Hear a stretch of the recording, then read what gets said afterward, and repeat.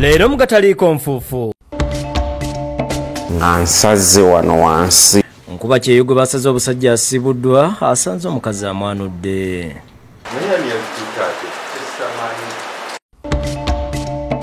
Yenzo omukuba ADF abakubye abaana Kasese twasa abaana 7. Eyeyise wa ADF abatta abayize Kasese awuunikirizza abantu be yasooka kukuba Malaalo kibooko.